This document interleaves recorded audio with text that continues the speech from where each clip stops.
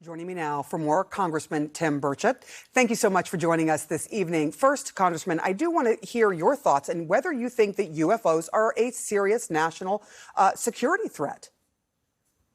That was discussed, and all three of the gentlemen, brave gentlemen, they're patriots, came forward and said they thought that they were.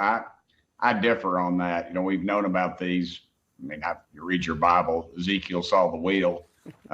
In the Old Testament, but we've known about these for quite some time, and if they have the technology that's exhibited in the Tic Tac videos, like the candy, not like the Chinese propaganda TikTok, but Tic Tac videos. If you Google it, you can read and watch the videos. They have that kind of technology. It can do those things that defy our laws of physics and can withstand those kind of G forces. Then I think. Those are the videos right there. Y'all are doing great. Then they could do us in if they wanted to. It's not sorry, my lights went off. All right. You still look good, sir. Yeah, thank you. But like I was stating, if they have this kind of technology, ma'am, they could have done us in a long time ago. I'm not really worried about that. I'm more worried about, and people should be worried about, our government and our Pentagon, who continuously stonewalls us, and members of Congress and staff who stonewalled us with this committee. We weren't even allowed to get down in a skiff to talk to one of the people testifying today about some things that he talked about, and we're not allowed to say in public because of security concerns. So, you know, this thing's gone on and on. The Pentagon says they don't exist, yet they changed the name from UFOs to UAPs. And now they're encouraging, I believe, they're lobbying for more money to study these. In my opinion, and you as a journalist, tell me, but I think that the transparency issue, they need to just turn loose what they have. Them, NASA, our military institute, our departments of defense that have been studying this for years. And then when they show us a file, it looks like a piece of Swiss cheese. Literally looks like somebody shot it with a 12-gauge shotgun. You can't make heads or tails out of what's in it. But you're talking about the documents are redacted. There's so much redaction that you can't really make heads or tails of it. I do want to talk to you about the video that was released actually by the Pentagon in 2021. And we're hearing different things now, though, that take this a bit further. The Pentagon has never said, yes, we believe there are aliens out there, but now they're saying, yeah, there are unidentified flying objects out there, or UAPs, as you call it, or they call it now. But a former Air Force intelligence officer, David Grush, testified that based on his own experience and conversations with experts, he believes the government is in possession of potentially non-human spacecraft. Do you believe that? Yes, ma'am, I do. I've talked to too many people. There's just too much evidence out there, and too many of these veterans have come forward. And honestly, citizens, I've had members of Congress talk to me about the issue, about their sightings and things. Jimmy Carter, President Ford, both had sightings. There's too much evidence out there that this is out there. We believe that they have these craft. They reverse engineer. It's probably handed off into the business world, in the business community, to where it can't be FOIA, to Freedom of Information Act. So, and I'll tell you this, I actually presented an amendment to the FAA reauthorization bill that just said if a airline pilot sees a UAP, UFO anomaly in the air, in the report they make to the FAA, that they would have to issue that report to Congress. Well, the intelligence community, not the intelligence committee, but the intelligence community blocked that bill. I wasn't even allowed a hearing on it, was not even voted on, ma'am. So you have unelected bureaucrats in our military industrial complex are telling your Congress what to do. That's a very chilling effect. And this committee today was bipartisan.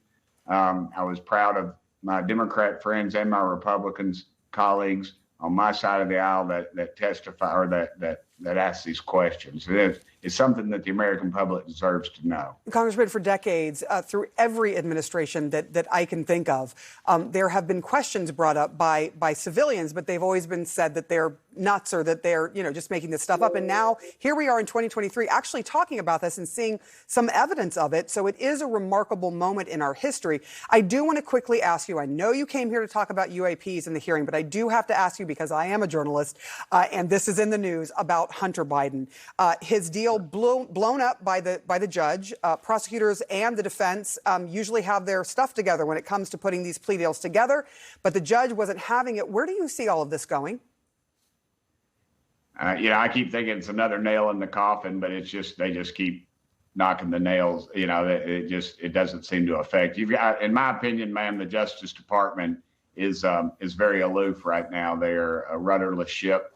They need to get their act together. The judge obviously executed their option and threw this horrible plea agreement out. Which honestly, if that was in Tennessee, I've seen people get get stronger punishment for a traffic violation. Literally, he walked on a gun charge.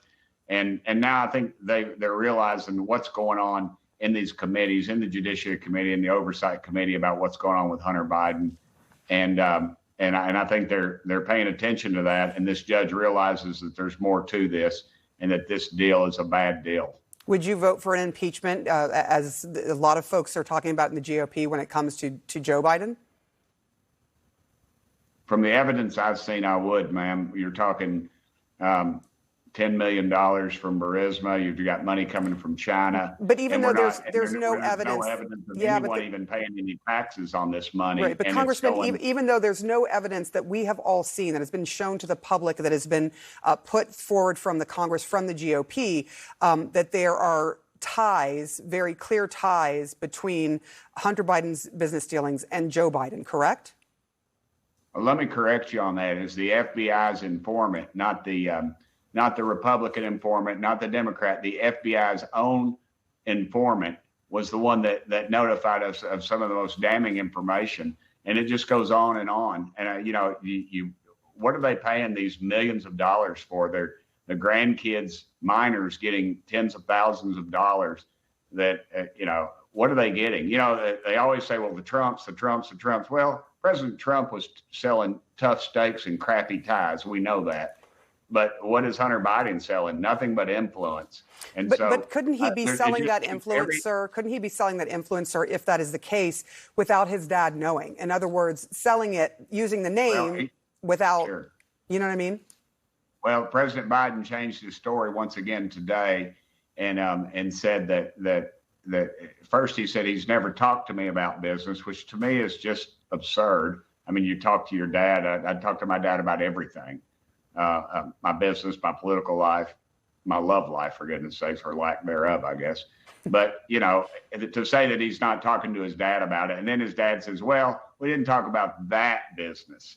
And then, it's just too much, ma'am. Tens of millions of dollars. And let's be honest, if they'd have paid that money to the Trumps and there was no, and you'd be asking, where's the quid pro quo? Mm-hmm. And this is just the reality of what's going on, and the money laundering is pitiful. I mean, I just want to be really clear, Congressman. Congressman, look, nothing has been made public yet that shows us all of this.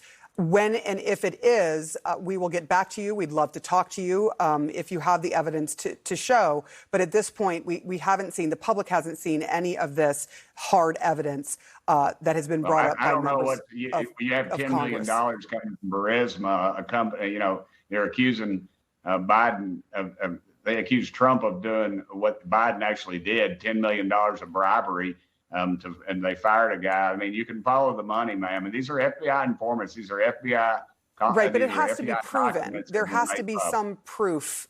You can't just say it happened. There has to be some proof, right? Well, what was the dossier on Trump? There wasn't really any proof. It was all hearsay. And now here you've got an FBI document, an official document showing that. So, we can sit here and argue about it, and I get it. You've got your base, I've got mine, but I've seen. I don't have a base. I'm a journalist. I don't have a base, Democrat or Republican. I understand, ma'am. You work for CNN, but let's be honest. If you work for Fox, it'd be the right wing, and you all are the left wing. And I get it. We're not. It's politics, I'm not. As usual, ma'am. You don't know my politics, sir. You really don't know my politics. Nobody believes that, ma'am. You can say that, and you can have your fingers crossed under. But again, there has to be proof, sir. There has to be proof, both with my politics and with whether or not Joe Biden is involved in this. Thank you so much for coming on. I really appreciate you talking about UAPs and the issue with Hunter Biden. I appreciate you coming on, sir. Yes, ma'am. Thank you for having me on, ma'am. It's been my pleasure. Thank you. All right. Senate Minority Leader Mitch